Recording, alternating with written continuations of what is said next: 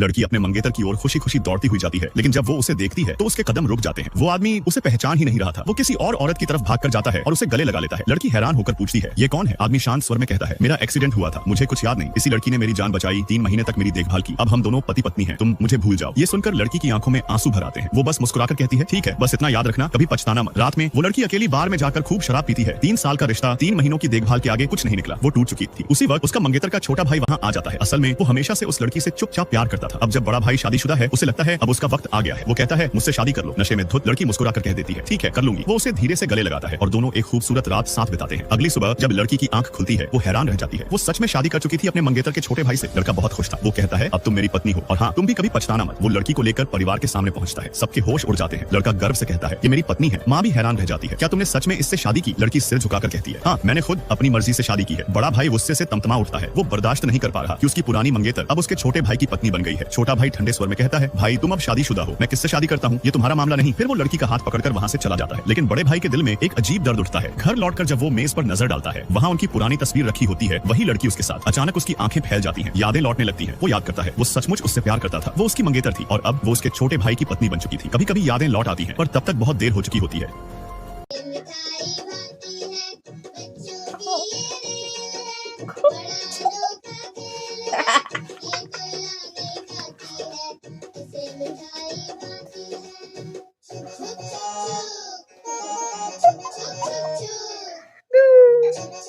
Duku मेरा दुखू, यार मेरा दुखू।